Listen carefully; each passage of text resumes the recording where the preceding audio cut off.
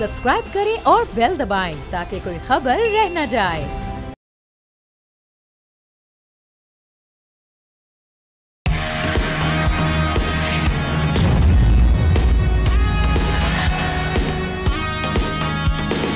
अस्सलामुअलैकुम, आप देख रहे हैं न्यूज़ पंच। मैं हूं आमना खटाना। नाज़रीन, इकोनॉमी से जुड़ी खबरें आपके सामने रखते हैं। पाकिस्तान मूडीज़ क्रेडिट रेटिंग में अपग्रेड का ख्वाह है और इसीलिए वज़ीर ख़जाना मोहम्मद औरंगज़ेब ने स्टेट बैंक और वज़ीर ममलिकत के हमरा वर्चुअल इजलास में मूडीज़ को मुआशी आशारियों पर मुफस्सल ब्रीफिंग दी, जिसमें पाकिस्तान के टैक्स टू GDP हदफ पूरा ना होने पर मूडीज़ ने तशवीश का इज़हार किया। FBR ने 11.745 ट्रिलियन रुपए टैक्स जमा किए, जो कि 13 ट्रिलियन रुपए के हदफ से कम है। मूडीज़ ने कर्ज अदायगी, शरह सूद और अमरीका से तिजारती मुज़ाकरात पर भी सवालात उठाए। वर्चुअल इजलास के दौरान पाकिस्तान ने 12% औसत शरह सूद से कर्ज वापसी का प्लान पेश किया। अब रेटिंग अपग्रेड के लिए साजगार माहौल दिखाने की भी कोशिश की गई। क्या मूडीज़ इस ब्रीफिंग से मुतमईन है या नहीं, इसका पता तो रेटिंग में चलेगा। दूसरी जानिब एक और अहम मामला आपसे सामने रखते हैं कि कराची चैम्बर ऑफ कॉमर्स ने हड़ताल मुअख्खर करने की खबरों को अफवाह करार देकर 19 जुलाई की मुल्क गिर शटर डाउन जो स्ट्राइक है उसको मुअस्सर बनाने का ऐलान किया है। हुकूमत एक तरफ सरमायाकारों को एतमाद देने की बात कर रही है और दूसरी तरफ ताजिर हड़ताल कर रहे हैं। इसका क्या असरात हो सकते हैं और किन चीज़ों पर वो मामला सेटल डाउन हो सकते हैं, इसी पर बात करते हैं। सीनियर तज्ज़ियाकार एहतशामुल हक साहब हमारे साथ हैं, इकोनॉमी एक्सपर्ट चौधरी अकमल साहब भी हमारे साथ हैं। दोनों को वेलकम करते हैं प्रोग्राम में। मैं आगाज़ करूंगी चौधरी साहब आपसे। ये पाकिस्तान के लिए जो मूडीज़ की बेहतर रेटिंग इसकी अहमियत क्यों है इतनी, क्या अहमियत रखती है और इसके समरात क्या हो सकते हैं अगर ये रेटिंग बेहतर होती है? साथ ही साथ पाकिस्तान को इसके लिए क्या इकदाम करने चाहिए? जो अभी इकदाम हो रहे हैं क्या वो सफिशेंट है? मूडीज की जहाँ तक रेटिंग की बात है, मूडीज एक इंडिपेंडेंट इदारा है जो कि मुख्तलिफ ममालिक की और मुख्तलिफ जो फाइनेंशियल इंस्टीट्यूशंस हैं उनकी जो फाइनेंशियल वायबिलिटी होती है और उनकी अपने कर्जे को पे करने की सलाहियत होती है, उसके ऊपर जो है वो अपनी रेटिंग्स जो है वो जारी करता है। और उसकी ज़रूरत होती है इन्वेस्टर्स को, चाहे वो ममालिक हो मुख्तलिफ या आम जनरल पब्लिक हो या इवन जो है वो कॉर्पोरेट इदारे हों।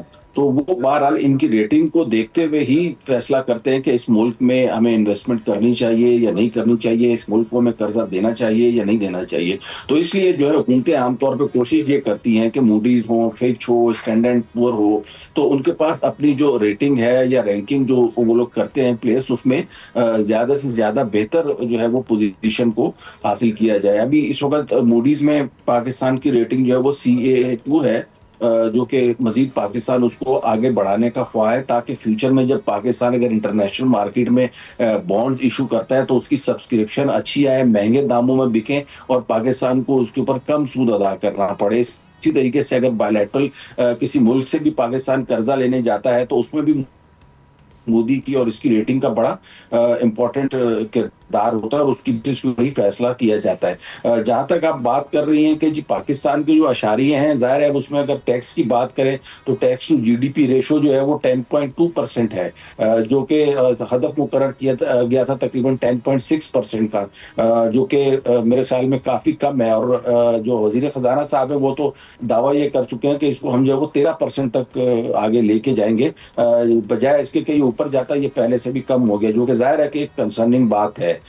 इसके अलावा जो है वो इंटरेस्ट रेट की जैसे बात की, 12% इंटरेस्ट रेट पाकिस्तान ओवरऑल अपने जो डेट्स हैं उसके ऊपर पे कर रहा है, जो कि बहुत ही ज़्यादा है। 12% अगर कंट्री टू कंट्री देखा जाए तो, और उससे भी ज़्यादा ख़तरनाक बात यह कि इसमें ज़्यादातर जो कर्जे हैं वो सारे शॉर्ट टर्म कर्जे हैं, लॉन्ग टर्म कर्जे भी नहीं है। तो 5% से नीचे के जो कर्जे होते हैं आमतौर पर वो एक्सेप्टेबल होते हैं, कि जो जिनकी लिक्विडिटी, जिनकी फाइनेंशियल माशी पोजीशन बेहतर होती है जिन ममालिक की, उनको 5% से कम जो है वो उसके ऊपर कर्जा वगैरह मिल जाता है। लेकिन पाकिस्तान 12% के ऊपर जो है वो जा रहा है, तो ये भी अगेन जो है वो एक अलार्मिंग बात है। उसके बाद फॉरेक्स रेट्स के ऊपर जो स्टेट बैंक का कंट्रोल है, इंपोर्ट्स को जो है वो कर्टेल करने की कोशिश की जा रही है, जिसको स्टेट बैंक ने तो खैर मतलब इसको नहीं एग्री किया उससे, लेकिन बहरहाल मूडीज जो है वो इस चीज़ से سمجھ نہیں ہے. ڈیٹ اوبلیگیشن کے حوالے سے اور اس سے زیادہ امپورٹنٹ بات جو امریکہ کے ساتھ پاکستان کا یہ جو ٹیرف عائد کرنے کے بعد جو ڈائلاگس چل رہے ہیں کہ ٹریڈ جو وہ کن ٹرمز کے اوپر ہوگی, پاکستان وہاں سے کیا کیا چیزیں امپورٹ کرے گا تاکہ ہماری جو exports to U S A ہے اسپیشلی ٹیکسٹائل پروڈکٹس کی وہ بڑھ سکیں. اور اس کے اوپر بھی موڈیز نے کافی حد تک سوالات کیے ہیں اور بظاہر مجھے نہیں لگتا فی الحال جو ہے وہ اس رینکنگ میں مزید کوئی اپورڈ قسم کی لانے کی پوزیشن میں ہوں گے. دوسرا آپ نے پوچھا تھا اس کا یہ کے سی سی آئی نے جو اناؤنس کیا ہے, اس پہ میں آتی ہوں سر. پہلے میں موڈیز پہ احتشام صاحب کا بھی کامنٹ لے لوں. احتشام صاحب, ایک تو آ گئی گورنمنٹ, وہ تو ہر حکومت یہ کہتی ہے کہ سب اچھا چل رہا ہے. کل بھی وزیر خزانہ کہہ رہے تھے کہ ہماری جو معیشت ہے وہ بالکل درست ٹریک پر ہے.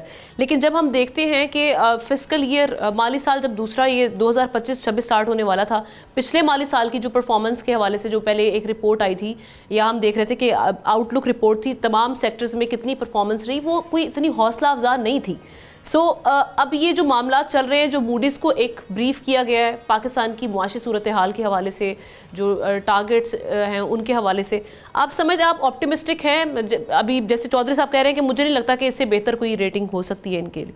اور پاکستان میں کیا آپ سمجھتے ہیں کہ اقدامات ہو رہے ہیں, خاص طور پہ جو ٹیکس انہانسمنٹ, ٹیکس بیس بڑھانے کے لیے جو کہہ رہے تھے کہ ہم نے ڈیجیٹل اور ٹیکنالوجی کے تھرو ہم لوگ بہتر کر رہے ہیں, آپ سمجھتے ہیں یہ انف ہے, سفیشینٹ ہے؟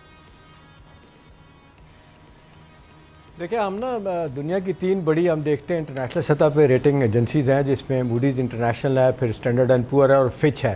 ان تینوں جو ہم کریڈٹ ریٹنگ ایجنسیز ہیں, ان کا کسی ملک کے بارے میں کوئی تجزیہ کوئی کرنا یا ریٹنگ بہتر کرنا اور کم کرنا, اس کو ڈیفینیٹلی جب آپ خاص طور پہ اپنے ڈیٹ کے حوالے سے اور اپنے نئے لون لینے جا رہے ہوں تو اس کو دیکھا جاتا ہے. لیکن ان تینوں سے زیادہ اہمیت آمنہ جو ہے نا وہ آئی ایم ایف کی ہے. دیکھیں 144 کے قریب دنیا میں جو ممالک ہیں وہ آئی ایم ایف کے ممبرز ہیں.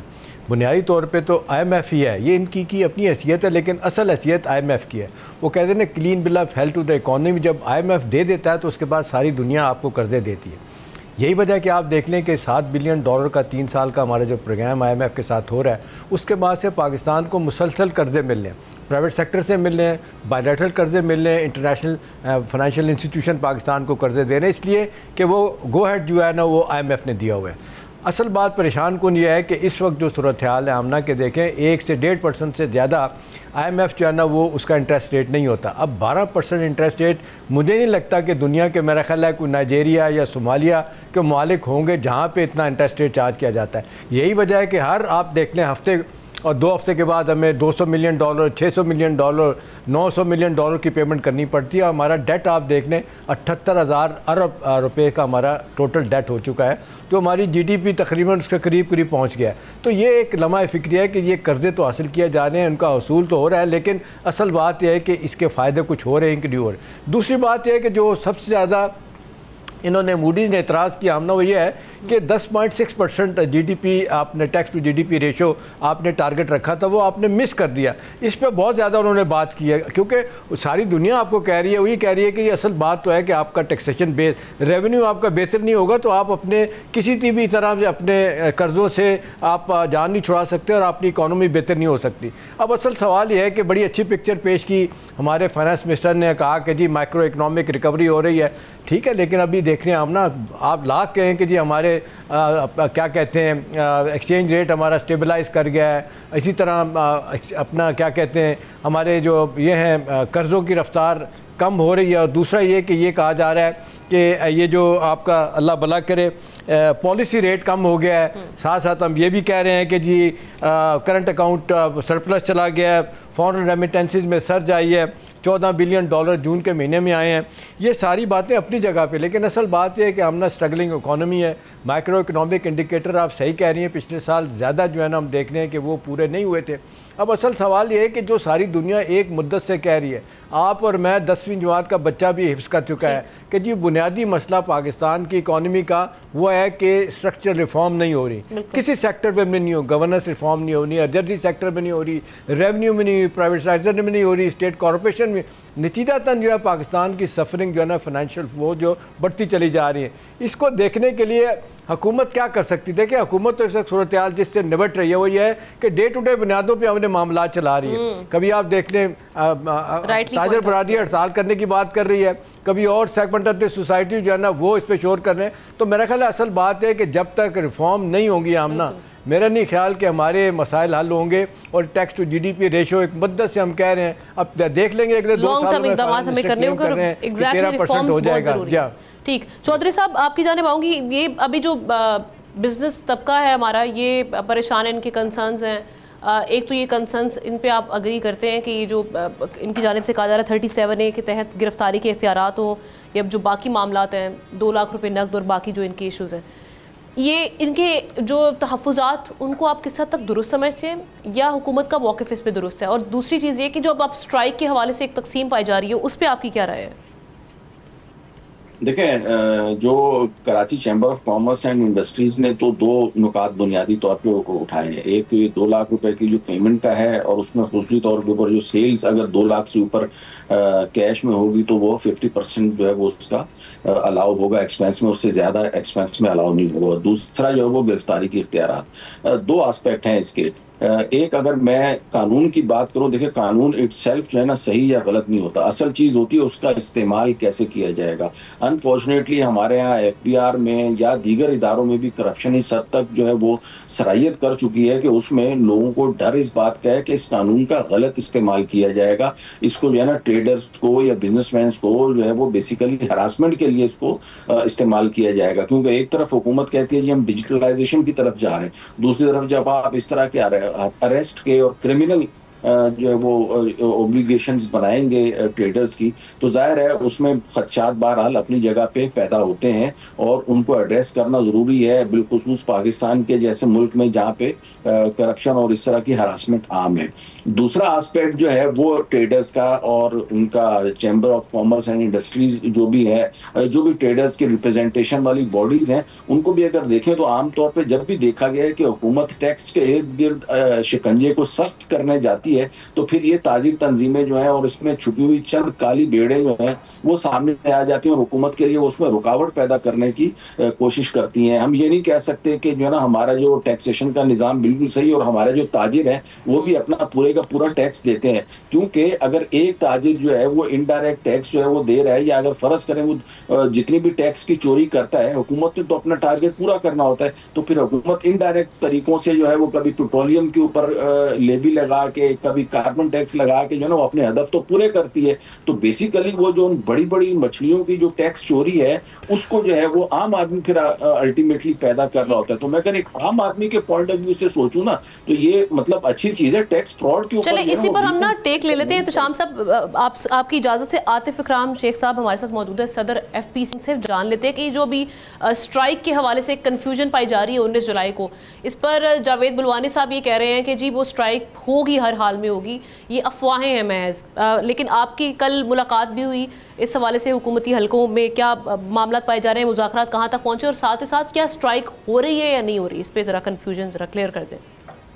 بسم اللہ الرحمن الرحیم. Thank you.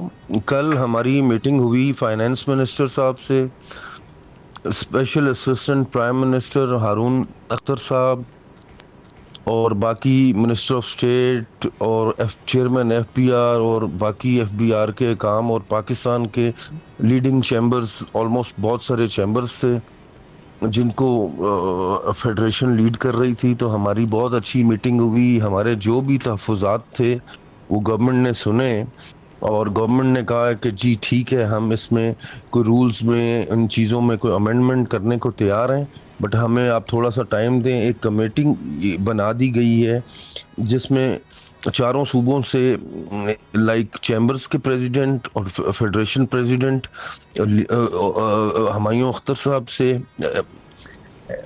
ہارون اختر صاحب سے میٹنگ کریں گے, اور اس کمیٹی میں معذرت کے ساتھ جناب ایک چیز بتائیے کیا جی ہم نے ایک چیز میں پوچھنا چاہوں گا. بظاہر تو فائنانس منسٹر صاحب نے کمیٹی بنا دی ہے, 30 دن کے اندر وہ فیصلہ کرے گی, پرائم منسٹر کو رپورٹ دے گی جو مطالبات ہمارے تاجر برادری کے. ایک تو ہے کہ FPCCI اور کچھ اور جو ہیں اپنا چیمبرز وہ تو کہہ رہے ہیں کہ جی ہم ہڑتال نہیں کر رہے, مؤخر کر رہے ہیں, کراچی چیمبر کہہ رہے ہیں. دوسری بات ہے کہ آپ نہیں سمجھتے کہ فائنانس منسٹر صاحب کا یہ کہنا ہے کہ جی IMF کا پروگرام ڈیریل ہونے کا خطرہ ہے, ہم آپ کی باتیں نہیں سن سکتے, نہیں مان سکتے. نہیں ایسی کوئی بات نہیں کی. چینی کا چینی کا آپ نے دیکھا فیصلہ ختم کر دیا, صرف 50,000 ٹن چینی, 50,000 چینی منگائی جا رہی ہے.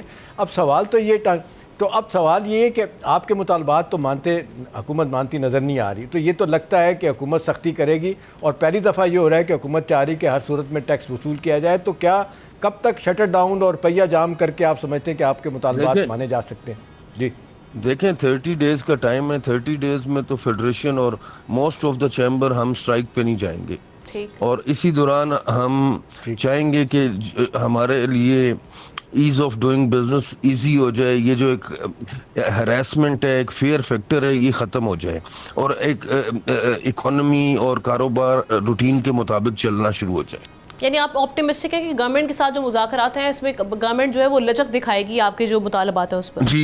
جی بالکل بالکل. ٹھیک ہے, آپ کا اس حوالے سے ٹیک سامنے آیا. عاطف اکرم صاحب موجود تھے, چودھری اکمل صاحب موجود تھے, دونوں کا ہم شکریہ ادا کریں گے. احتشام صاحب ساتھ ہی رہیں گے. بریک کے بعد آتے ہیں ایک اور سٹوری, اس پر ہم ڈسکس کریں گے.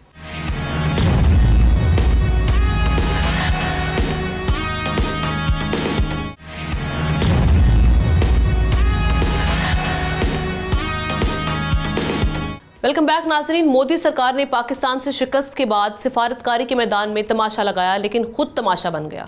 پہلے ششی تھرور کے بے سمت سفارتی دورے بھارت کی جگ ہسائی کا سبب بنے, اور اب جے شنکر کی سرکس نما خارجہ پالیسی اپوزیشن کے نشانے پر ہے. راہل گاندھی نے ایکس پر طنز کا تیر چلاتے ہوئے لکھا کہ جے شنکر ایک مکمل سرکس چلا کر خارجہ پالیسی کو تباہ کر رہے ہیں, جبکہ کانگریسی رہنما جے رام رمیش نے کہا کہ چائنا نے کھل کر پاکستان کا ساتھ دیا اور بھارت خاموش تماشائی بنا رہا.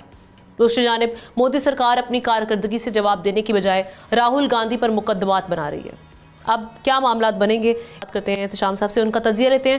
احتشام صاحب, مسئلہ یہ ہے کہ اپوزیشن کیوں اتنا وہاں پر اس چیز کو اچھال رہی ہے جب ایک تو جھوٹ کے پاؤں ہوتے نہیں ہیں. اگر آپ جھوٹ کے بیس پر کوئی نیریٹو بنا کر چلیں گے تو دنیا کے سامنے تو تماشا بنے گا. جے شنکر صاحب تو بیچارے مشکل میں ہیں, ان کے لیے ایک ایسا چیز کو پروو کرنا ہے جس کا نہ سر ہے نہ پیر ہے.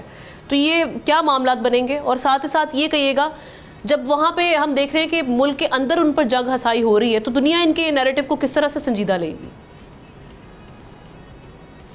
دیکھیے آمنہ, ایک بات تو ہمیں میرا خیال ہے اب مکمل طور پہ ذہن میں رکھ لینی چاہیے, اور یہ جو ثابت ہو گئی ہے کہ اگرچہ 2 ماہ کے زیادہ عرصہ ہو چکا ہے جو پاک بھارت 4 دن کی جنگ ہوئی تھی, اور جتنا میڈیا نے جھوٹ بولا, حکومت نے جھوٹ بولا, اس کے بعد سے آج ایز وی اسپیک اب صورتحال یہ ہے کہ ہندوستان کے عوام کی میجورٹی سمجھ رہی ہے کہ ان کے ساتھ جھوٹ بولا گیا ہے, اور ان کا میڈیا, ان کی حکومت جھوٹ بولتی رہی ہے, ان کا ساتھ دھوکہ ہوا ہے, اور وہ انٹرنیشنل میڈیا کی رپورٹس کو سچ ثابت کر رہے ہیں کہ پاکستان یہ جنگ جیت گیا تھا, اور ہندوستان اس وقت ٹوٹل سفارتی آئسولیشن میں چلا گیا ہے, تنہائی میں. اب دیکھیں آمنہ, یہاں سے بات شروع کرتے ہیں کہ مودی اور ان کی حکومت کا اب آگے کیا ہونے جا رہا ہے. ایک تو آپ راہل گاندھی اور باقی اپوزیشن پارٹیاں تنقید کر رہی ہیں. ایک صاحب ہیں موہن بھگوت, یہ RSS کے چیف ہیں. یہ انہوں نے کہا ہے کہ میں 75 سال کا ہو گیا ہوں اور میں ریٹائر ہو رہا ہوں, اور میں مودی سے بھی توقع کرتا ہوں کہ وہ بھی 75 سال کے ہو رہے ہیں, وہ بھی ریٹائر ہو جائیں. امریت شاہ نے بھی اس طرح کی باتیں کی, اگرچہ وہ ابھی 70 کے نہیں ہوئے.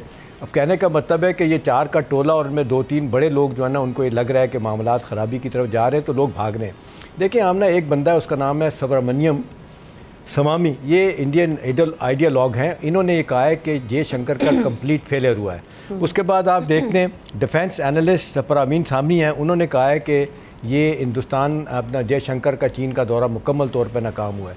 دیکھیں اب لوگوں نے جاننا شروع کر دیا ہے کہ یہ جب حالات عام طور پہ ٹھیک تھے, کوئی لڑائی جھگڑا نہیں تھا, کوئی کانفلکٹ تھا, اس وقت تو بڑی جس کو کہتے ہیں تامکانہ انداز میں ایروگنٹ کے ساتھ جے شنکر دنیا کے ساتھ ڈیل کرتے رہے.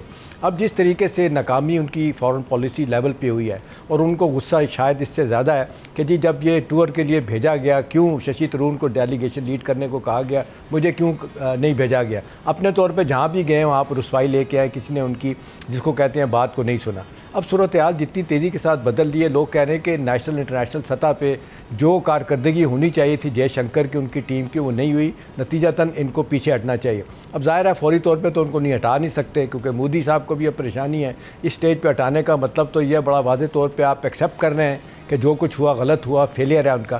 اب بدلتے ہوئے حالات میں ان کو دنیا یہ کہہ رہی. دیکھیں چائنا کا وزٹ ناکام ہوا, وہ جو خبریں آ رہی ہیں وہاں پہ یہی کہ چائنا نے جے شنکر کو کہا کہ بھی دیکھیں پاکستان, چائنا اور ہندوستان کو مل کے ریجنل سیکیورٹی پہ کام کرنا چاہیے.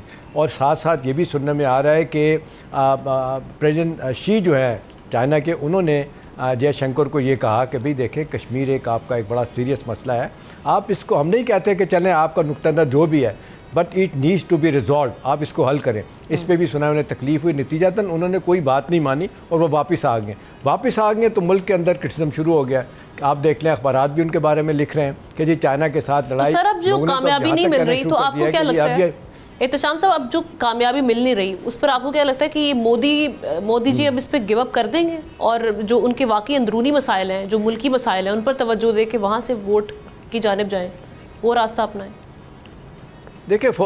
देखिए आमना फौरी तौर पे तो कभी नहीं जाएंगे, अभी तो अब तक वही लगे हुए हैं। अब भी आप डिफरेंट जगहों पे कहते हैं ये जो आप ऑपरेशन संदूर है, इसमें पाज है, लोग कह रहे हैं कि शायद फिर कुछ मिस एडवेंचर करने की कोशिश करेंगे, लेकिन असल बात यह है कि लोगों के अंदर जो इस वक्त वहाँ पे एम्बैरेसमेंट है, फ्रस्ट्रेशन है, नाउमीदी है, उसको देखते हुए तो ये नहीं लगता कि फौरी तौर पे कुछ करेंगे। हाँ, इनका ये इरादा है कि जो स्टेट्स के इलेक्शन हो जाए अक्टूबर में, गुजरात के होने हैं, उसके बाद बाकी जगहों पे, उसको देखने के बाद ये फैसला करेंगे कि इन्होंने क्या करना है।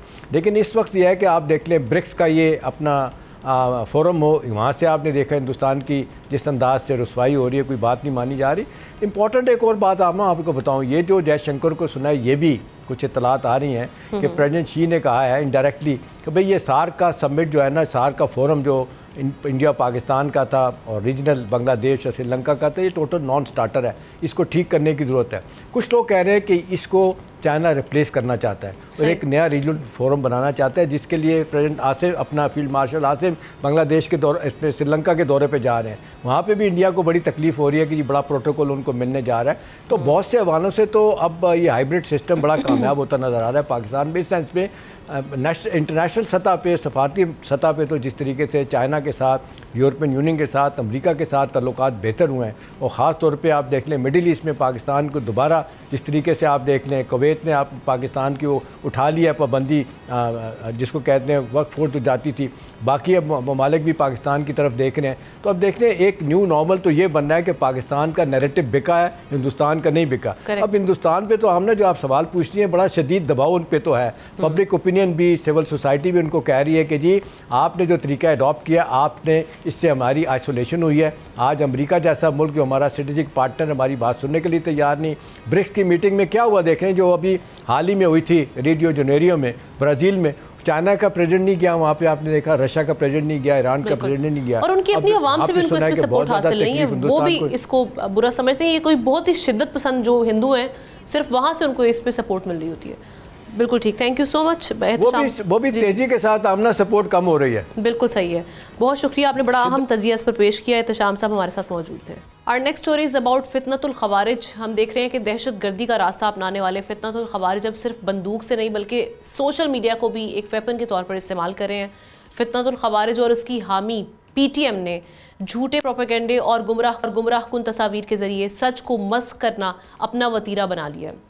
हालिया वाक़े में नाजरीन रोशनी पैदा करने वाले एक गोले के हवाले से बताया जा रहा है, जिसके ज़ाया शुदा हिस्से को ड्रोन हमला करार देकर अवाम को गुमराह करने की अहमकाना कोशिश की गई है। ये वही हथियार है जो अक्सर ख़ुद यही अनासिर देसी तरीके से इस्तेमाल करते हैं। अब इस मामले से कैसे निपटा जाएगा, रियासत से कैसे निपटेगी, और ये जो फॉल्स प्रोपेगेंडा इनकी जानिब से सोशल मीडिया पर शुरू किया जाता है, उसके खिलाफ क्या कोई कार्रवाई या कोई क्रैकडाउन होगा, इसी पर बात करने के लिए तज्जियाकार ज़ाहिर शाह शराजी साहब ने हमें ज्वाइन किया है। Thank you so much Shah साहब। शाह साहब, इन अकाउंट्स हम देख रहे थे अभी पिछले दिनों, काफ़ी यूट्यूबर्स हैं जिनको हम देख रहे हैं कि उनके अकाउंट्स बंद कर दिए गए हैं यूट्यूब के। सो जो हम ये देख रहे हैं कि इन अनासिर, इनके खिलाफ क्यों नहीं कोई कार्रवाई हो रही? आमना, जहाँ तक आपके सवाल का ताल्लुक है, इस वक्त अगर हम देखें तो जो हॉस्टाइल अकाउंट थे, ज़्यादातर उनकी ऑपरेशंस होती रही हैं, या तो वो बाहर लोग बैठे रहे या मिडिल ईस्टर्न ममालिक में, ख़ास तौर पर जो राह मुसाद का नेटवर्क था, ख़ास तौर पर पाक ईरान बॉर्डर के ऊपर, पाक अफगानिस्तान बॉर्डर के ऊपर, और ज़्यादातर ये उन नो मैन लैंड से ऑपरेट करते रहे हैं, सैटेलाइट फोन्स के ज़रिए से, दूसरे ऐसे जो गैजेट्स ये इस्तेमाल करते रहे। अब ये जो वाक़या जिसका जिक्र आपने किया, ये शुमाली वज़ीरिस्तान के अंदर PTM जो कि अपने आप को नुमाइंदा जमात समझती है पुख्तूनों के तहफ़्फ़ुज़ की और कबाइलियों के मसाइल हल करने के, और हमने जब भी देखा कि अगर दहशतगर्दी के ख़िलाफ़ कोई कंक्रीट एक्शन होता है तो ये लोग अमन के नाम पे सामने आ जाते हैं।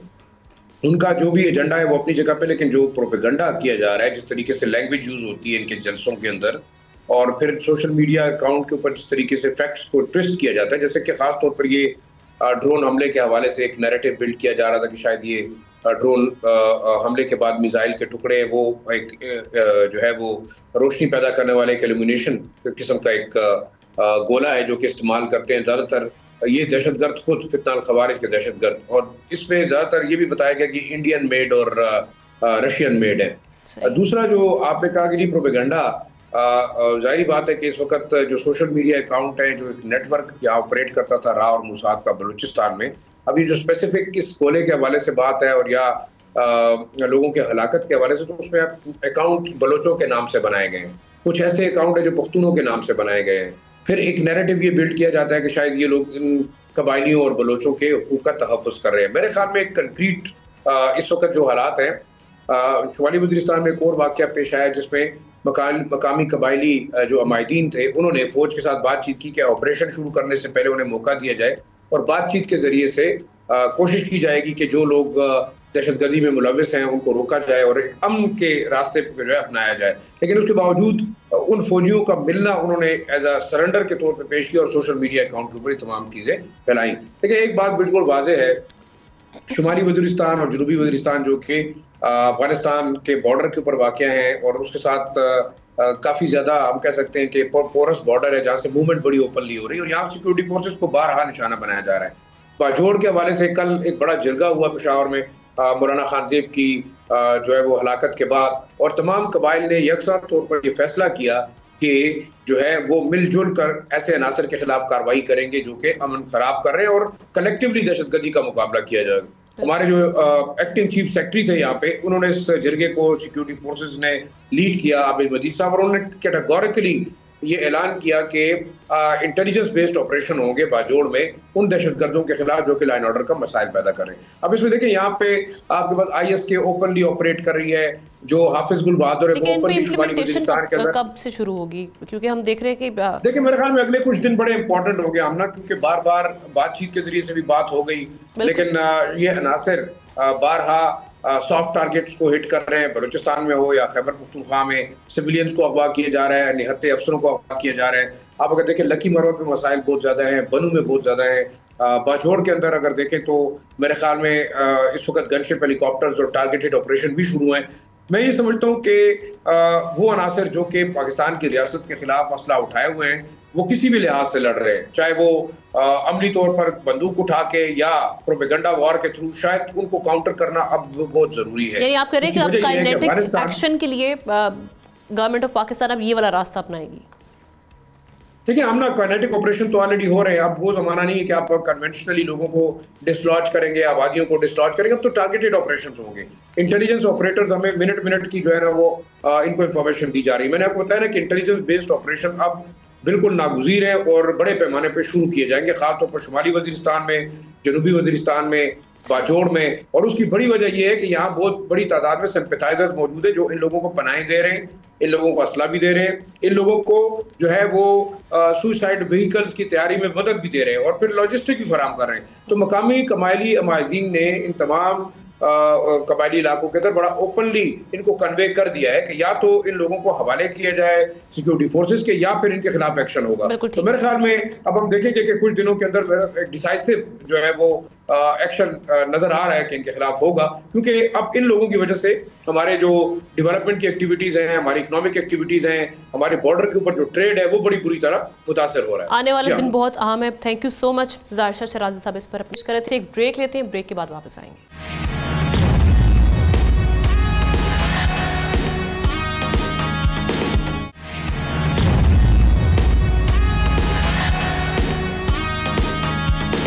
वेलकम बैक नाजरीन। कुछ सेहत से मुतालिक आपके साथ मामला शेयर करते हैं। इसे तरक्की कहें, तनज़्ज़ुली या फिर अपनी ही गफलत का नतीजा। वो बीमारियां जो कभी बुढ़ापे की निशानी थी, आज हम देख रहे हैं कि बच्चों को लाहक हो रही हैं। शुगर जिसका नाम कभी बड़ों के लिए मखसूस समझा जाता था, अब कम उम्र बच्चों को भी हम देख रहे हैं कि खामोशी से ये जकड़ रही है बीमारी। پریشان کن رپورٹس یہ ہیں کہ پاکستان میں بچوں میں ڈائبٹیز تیزی سے پھیل رہی ہے. والدین حیران ہیں تو ڈاکٹر بھی پریشان ہیں اور بچے بے خبری میں اس کا شکار بنتے جا رہے ہیں. یعنی زندگی بھر کی دواؤں، انسولین اور پرہیز کا آغاز جو بچپن میں ہوتا تھا اب ہم دیکھ رہے ہیں کہ وہ بچپن میں ہو رہا ہے. اب اس کی ریزنز کیا ہیں کہ پاکستان میں ہر 2 لاکھ میں سے ایک بچہ جو ہے وہ ڈائبٹیز میں مبتلا ہو رہا ہے، اور خاص طور پہ ہم دیکھ رہے ہیں کہ 90% یہ کہا جا رہا ہے کہ ان میں سے جو ٹائپ 2 ڈائبٹیز ہے اس میں مبتلا ہو رہا ہے 10% ٹائپ 1 میں. اب یہ ٹائپ 1 میں ڈفرینس کیا ہے اور اس کی وجوہات کیا ہے کہ ڈائبٹیز بچوں میں بھی آ رہی ہے؟ اس پر بات کرنے کے لیے ڈاکٹر اسجد حمید صاحب ہمارے ساتھ موجود ہیں. Thank you so much doctor صاحب. آپ کس طرح سے دیکھ رہے ہیں، کیا ریزنز، کیا لائف سٹائل ہے ہمارا ایسا بن چکا ہے کہ ہمارے بچوں کی جو خوراک ہے یا ان کی فزیکل ایکٹیویٹیز ہیں یا ان کے لیے بھی ہم نے ایک سٹریس ماحول بنا دیا، کیونکہ ہم سمجھتے تھے کہ جب بڑھاپے میں پہنچتے ہیں تو سٹریس جو ہے وہ اس بیماری کی وجہ بنتی ہے. آپ کیا سمجھتے ہیں؟ آپ نے بالکل صحیح فرمایا کہ ڈائبٹیز کی شرح بہت تیزی سے بڑھ رہی ہے، جس میں 90% لوگوں کو ٹائپ 2 ہے، اور اس کے اندر ینگ بچے جو ہیں وہ بھی اس کا شکار ہو رہے ہیں. اور اس کی وجہ سستی، کاہلی، جو اسٹریٹ فوڈ ہے، جو آپ کے فزی ڈرنکس ہیں، جو رات کو لیٹ کھانا ہے، یہ اس کا سبب بن رہا ہے. ہمارے ہاں جو اسپورٹس کی ایکٹیویٹی ہے وہ کم ہو رہی ہے. لیکن اس کے ساتھ ساتھ یہ بھی یاد رکھنا چاہیے کہ پاکستان کے اندر ایک ڈائبٹیز کی قسم ہے بچوں کے اندر، جس کو ہم ٹائپ 1 ڈائبٹیز کہتے ہیں، جو کہ دنیا بھر میں 10% لوگوں میں ہوتی ہے. ٹائپ 1 کی جو ڈائبٹیز ہے وہ پینکریاز یا لبلبا جو ہوتا ہے وہ بالکل ختم ہو جاتا ہے، اور اس کی وجہ جو ہے وہ آٹو امیون ہوتی ہے، اور اس کے لیے بچے کو ہمیشہ کے لیے انسولین پہ ڈالنا پڑتا ہے. وہ بھی پاکستان میں تقریباً ہر 2 لاکھ میں سے 1 یا 2 بچوں کو وہ بھی ہو رہی ہے. اور اس کے بھی ہمارے صدر باپ کے لیے، اس کے علاج کے لیے ہمارے پاس بہت ہی وسائل کی کمی ہے. لیکن آپ کا جو پہلا سوال تھا ٹائپ 2، اس کے اندر ہمیں اپنے گھروں کے اندر جھانکنا چاہیے. ہمیں اپنے بچوں کو بتانا چاہیے کہ لیٹ نائٹ کا جو کھانا ہے وہ اچھا نہیں ہے، ان کو گھر سے باہر نکالنا چاہیے، ان کو اسپورٹس میں، ایکٹیویٹی میں شامل کرنا چاہیے، اور نشاستے والی جو چیزیں ہیں یا جو فزی ڈرنکس ہے ان سے ہمیں کمی کروانی چاہیے، اور لائف سٹائل کو بہتر ہونا چاہیے. اچھا ڈاکٹر صاحب، ہم یہ کہتے تھے کہ جینیٹکس سے بھی اگر آپ کی یہ بیماری جو ہے یہ منتقل ہوتی ہے.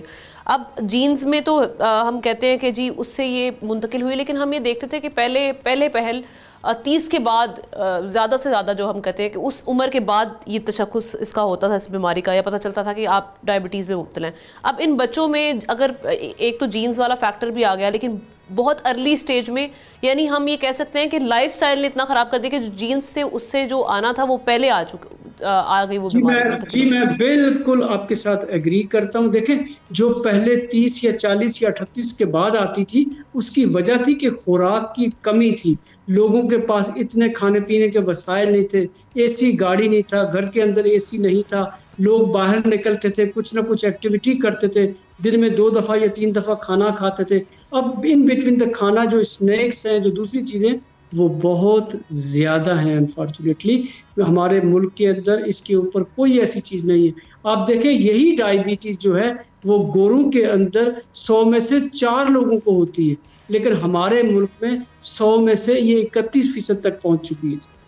اور خاص طور پہ کیونکہ لوگ ابھی اس کو ماننے کے لیے تیار نہیں ہیں. شاید جب بھی کوئی بچے میں ایسے سمٹمز پائے جائیں جس میں آپ کو لگے کہ ہاں جی یہ ڈائبیٹک ہو سکتا ہے، لیکن شاید ہمارے اندر وہ ابھی بھی لا علمی پائی جا رہی ہے، اویئرنیس کی کمی ہے. اس کے لیے آپ خاص طور پہ جو ڈاکٹرز ہیں ان کو کیا کہیں گے؟ کیونکہ ہم دیکھتے ہیں کہ شاید وہ بھی یہ سجیسٹ نہیں کرتے کہ ان کا ڈائبٹیز کا ٹیسٹ کروا لیا جائے. بالکل آپ نے صحیح فرمایا. دیکھیں، سب سے پہلی جب بچوں کا پیٹ نکلنا شروع ہو جائے تو اس میں ایک سائن آتی ہے جسے ہم کہتے ہیں فیٹی لیور، جگر کے اوپر جھلی آنا. یہ پہلی سائن ہوتی ہے کہ اس بچے کو ڈائبٹیز آ رہی ہے. اس کی گردن کالی ہو رہی ہے، جس کو ہم ایکینتھوسس نائگریگن کہتے ہیں. یہ انسولین ریزسٹنس کی نشانی ہوتی ہے. تو جب پیٹ نکلنا شروع ہو جائے، موٹاپا شروع ہو جائے، تو اس کا مطلب یہ کہ diabetes on the rise, diabetes نے اپنا گھر بنا لیا ہے. اور اس کے اوپر اگر یہ بچہ ایکسرسائز کرے گا، اپنے ویٹ کو صحیح رکھے گا اور نشاستے سے کمی کرے گا، تو انشاءاللہ شوگر سے بچ سکتا ہے. اور اسی طرح سے ان بچوں کے ٹیسٹ کروانے چاہیے. वालिदैन को जिनके अंदर फैमिली हिस्ट्री है उनको हर साल कुछ एज के बाद अपने भी टेस्ट करवाने चाहिए और बच्चों को भी करवाने चाहिए। और हमें एज ए कौम इस बात का ख्याल रखना चाहिए कि डायबिटीज़ पाकिस्तान में ऑन द राइज है, हमें बचना चाहिए। हमें और गवर्नमेंट को भी इस काम पे लगना चाहिए कि लोगों को अवेयरनेस देनी चाहिए, लोगों को एजुकेशन देनी चाहिए, स्कूलों के अंदर इस चीज़ को बताया जाए, हर जगह पे इसका चर्चा आम होना चाहिए। और शुगर को ख़त्म किया जा सकता है या सिर्फ कंट्रोल किया जा सकता है, ख़ास तौर पे अगर हम टाइप 2 की बात करते हैं, ज़रा इस हवाले से भी बताइएगा। देखिए टाइप 2 जो है वो आजकल बहुत सारे यूट्यूबर और बहुत सारे लोग सोशल मीडिया पे इसको जारी कर रहे हैं कि इसको जड़ से ख़त्म किया जा सकता है। ये गलत है। शुगर को कंट्रोल किया जा सकता है। जब आप नशास्ते वाली चीज़ें नहीं खाते तो शुगर में कमी आती है, लेकिन वो काम भी पूरी उम्र कोई बंदा पाकिस्तानी या हमारे लोग जो है वो नहीं कर सकते कि किसी न किसी तरीके से उनको कुछ मुनासिब रवैये के तहत अपनी खुराक में ये चीज़ें रखनी पड़ती हैं ग़िज़ाइयत के लिए अपने, क्योंकि हम यूज़ टू इट हैं। तो मैं ये कहता हूँ कि इसको दरमियाने रास्ते में रखें ताकि शुगर घर ना बनाए अपनी। Thank you so much doctor Asjad Hamid साहब, बहुत ही अहम गुफ्त हवाले से की। और नाज़रीन, इसके लिए अवेयरनेस होना बहुत ज़रूरी है। सबसे पहले इसके लिए हमारे अंदर इस चीज़ को मान लेना, तस्लीम कर लेना कि ये वाकई पाई जाती है पाकिस्तान में। हर 2 लाख में से हम देख रहे हैं एक बच्चा इसका शिकार हो रहा है, और इसको अब हमें एक्सेप्टेंस के बाद हमें अपने बच्चों की इसके इलाज की जानिब जाना चाहिए, और साथ ही साथ परहेज़ सबसे पहले करना चाहिए। प्रोग्राम के आखिर में हम बात करेंगे पाकिस्तानियों के लिए खुशखबरियों की डबल परवाज़ की लैंडिंग हुई है। खबर ये है कि बरतानिया ने एक तरफ पाकिस्तानी तलबा, प्रोफेशनल्स और दीगर वीज़ा होल्डर्स के लिए ई वीज़ा सहूलत का आगाज़ कर दिया है। दूसरी तरफ पाकिस्तानी एयरलाइंस पर आयद तवील पाबंदी भी ख़त्म कर दी गई है। जहाँ तक वीज़े की बात है तो 15 जुलाई से अब फिज़िकल स्टिकर वीज़ा की ज़रूरत ख़त्म हो गई है। डिजिटल इमिग्रेशन स्टेटस ही दाखिला जो होगा और क़याम और शराइत का रिकॉर्ड होगा। तलबा, skilled workers, youth scheme, sports persons और बिजनेस वीज़ा होल्डर्स बराह रास्त ऑनलाइन सिस्टम से जुड़ सकेंगे। इमिग्रेशन स्टेटस अकाउंट में लॉगिन होकर देखा जा सकेगा। इस नई सहूलत से आपका वक्त भी बचेगा और वीज़ा होल्डर पासपोर्ट अपने पास रख सकेंगे। दूसरी खबर ये है नाज़रीन के PIA समेत तमाम पाकिस्तानी एयरलाइंस अब बरतानिया के लिए परवाज़ों की दरख्वास्त दे सकती हैं, जिससे फ़ज़ाई राब्ते बढ़ेंगे। तिजारत और ख़ानदानी मेल मिलाप में हायल रुकावटें दूर होंगी। 2020 के बाद पहली बार पाकिस्तान को ये एतमाद मिला है कि अब उसके पायलट्स पर दुनिया का यकीन बहाल हो रहा है। ये दोनों फैसले पाकिस्तानी इमेज और मईशत की बेहतरी के लिए हम देख रहे हैं कि इशारा है। क्या हम भरोसे को बरकरार रखने के लिए तैयार हैं? इस सवाल का जवाब आप कमेंट सेक्शन में अपनी राय का इजहार कर सकते हैं। हमें प्रोग्राम से इजाज़त दीजिए। इंशाल्लाह आपसे कल मुलाकात करते हैं। अल्लाह हाफ़िज़।